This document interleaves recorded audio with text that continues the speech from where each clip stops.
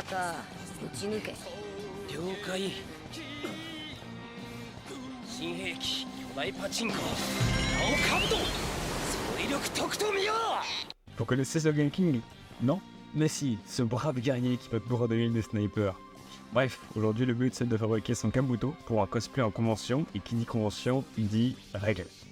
Donc par exemple, je ne peux pas le fabriquer en n'importe quel matériau. Par exemple, si le matériau en surface est en acier, mais il pourrait dans ce cas-là être refusé. Ce serait quand même dommage lors de la convention d'assommer un Luffy d'1m10 si un kabuto de 2 mètres en acier m'échappe des mains. Dans un premier temps, j'ai cherché à le fabriquer en acier pour ensuite le recouvrir de mousse. Pour faire l'arc, l'acier était pas mal, mais pour faire les jonctions, c'était beaucoup plus galère. D'autant plus que ce genre de soudure était beaucoup trop compliqué pour un novice en soudure comme moi.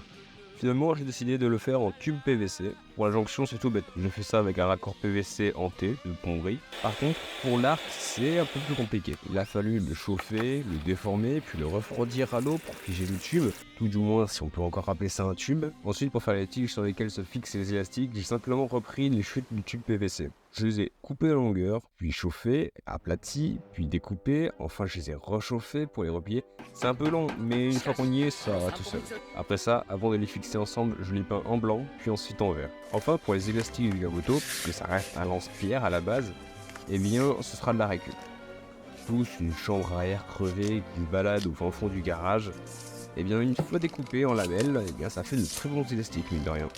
Il ne reste donc plus qu'à fixer tous les ensembles entre eux, et voilà votre kabuto. Bon, il est vrai qu'il tire un peu la gueule, mais on peut tirer sur les élastiques sans que ça pète à la figure, contrairement à s'il avait été fabriqué en mousse. Et puis le fait que ce soit pas parfait, ça me laisse du coup une plus grande marge de progression.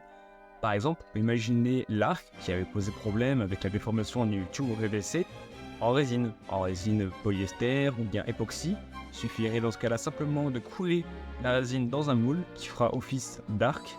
Et puis ensuite on n'aura plus qu'à fixer les élastiques dessus pour pouvoir faire le kabuto. Bref, on se dit à plus pour d'autres bricolages avec de la récup, et un jour, une V2 du kabuto.